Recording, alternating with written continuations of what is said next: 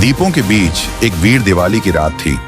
पूरा शहर रंगीन रोशनी और पटाखों की गूंज में डूबा हुआ। सड़कों पर मिठाइयों की खुशबू और घरों की देहरी पर जलते दियों की नरम चमक थी।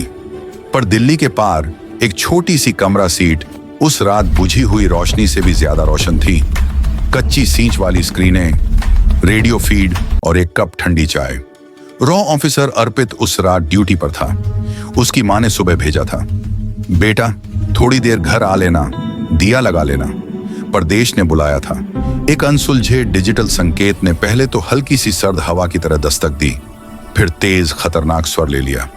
किसी ने बड़ी सावधानी से देश के खिलाफ एक परमाणु हमले का जाल बुनना शुरू कर दिया था और निशान दिल्ली की तरफ इशारा कर रहे थे। अर्पित ने कई रातें ऐसी देखी थीं, खुफिया सूचनाएं, नक्शे, संकेत। पर यह अलग था। टाइमलाइन 1 घंटे में बदल रही थी। कहीं पर किसी ने डॉट्स और नंबर्स के पीछे एक वास्तविक लक्ष्य छुपा रखा था। उसने अपनी टीम को जुटाया। साइबर विशेषज्ञ नायरा, फील्ड ऑपरेटर मनोज और फॉरेंसिक विश्लेषक शबनम। 4 लोग, एक छोटा सा कमरा और एक देश की उम्मीद। नायरा ने कोड तोड़ते हुए कहा, यह सिग्नल किसी सामान्य कम्युनिकेशन से नहीं आया। यह एक मल्टी लेयर एन्क्रिप्टेड कमांड है जो लॉन्च सिस्टम को ट्रिगर कर सकता है। मनोज ने तुरंत कहा, हमारे पास मौका है, पर हमें फील्ड पर किसी स्रोत को नष्ट करना होगा, वरना सिग्नल दोबारा एक्टिव हो जाएगा। अर्पित ने अपनी मां की आवाज और दियों की तस्वीर आंखों में संभाली और कहा, चलो। वो रात फुर्तीली, दर्दनाक और तेज थी। मनोज की टीम ने एक पुराने औद्योगिक साइट पर पैड बनाई, वहीं जहां सिग्नल का अंतिम नोड था। अर्पित वहीं नहीं गया। उसने कमान संभाली, खुफिया कवरेज बनाई और फर्जी कमांड भेजकर दुश्मन के टाइमिंग को बिगाड़ा। शबनम ने लॉग्स में छिपी झिलमिलाती सूचनाओं से ट्रैक किया कि हमलावर की पहचान एक विकासशील नेटवर्क के भीतर कौन लोग थे। विदेशों के गुह्य मार्गों से निर्देश ले रहे थे।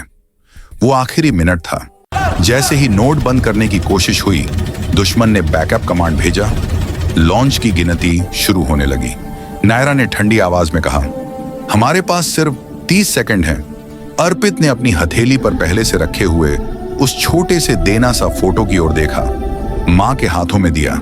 उसने एक निर्णय लिया जो व्यक्तिगत था और देश के लिए और भी बड़ा। एक चुपके से भेजा गया पैकेट जिसे उसने खुद डिजाइन किया था। एक डिजिटल फ्लॉड जो नोड को अस्थायी रूप से ओवरलोड कर देगा और कमांड को बेअसर कर देगा। समय रुका, जैसे दिया की लौ अचानक हवा थाम ले। कंप्यूटरों की स्क्रीन पर खड़ियाओं चमकी, फिर एक एक करके गिरने लगी। गिनती रुकी। सायरन का गूंजना थम गया। शहर की ओर जो तमाशा बढ़ रहा था वह कभी हुआ ही नहीं माना। पर जीत का भाव निर्लज्ज नहीं था, क्योंकि मनोज ने फील्ड में एक भारी हमले की चपेट में रहते हुए समय खरीदा था। अस्पताल में उसकी सांसें मुश्किल से चल रही थीं, फिर भी उसकी आखिरी मुस्कान में अर्पित और टीम ने अपने अपने दीप जला लिए। दिवाली की सुबह आई। अर्पित ने आखिरकार घर की ओर देखा। उसकी मां ने दरवाजे पर एक दिया रखा और उसके बच्चे की तरह पोंछी हुई आंखों से पूछा, बेटा कहां थे तुम सारी रात? अर्पित ने दिया हथेली में लेकर उसे थमाया और बोला, रात में एक और दिया जली, देश के लिए। उस शाम मोहल्ले के बच्चे वही दिए देख रहे थे, बिना जाने कि किस वीरता ने उन्हें सुरक्षित रखा। अर्पित ने मनोज की तस्वीर पर एक छोटा दिया रखा और मां ने उसके हाथ थाम कर कहा, वो दिया वहीं जलता रहेगा। कई साल बाद भी जब पटाखों की आवाजें कम होती और दियों की रोशनी बढ़ती, अर्पित अपने बेटे को उस रात की कहानी शर्माते हुए सुनाता, बिना किसी तकनीकी विवरण के। सिर्फ एक बात कहकर, कभी कभी बहादुरी चुप होती है, पर उसकी रोशनी हर घर तक पहुंचती है। दीपों के बीच एक अनकही वीरता ने देश बचाया और घरों में जली हर छोटी सी लौ ने याद दिलाया कि शांति और खुशियां कितनी कीमती होती हैं।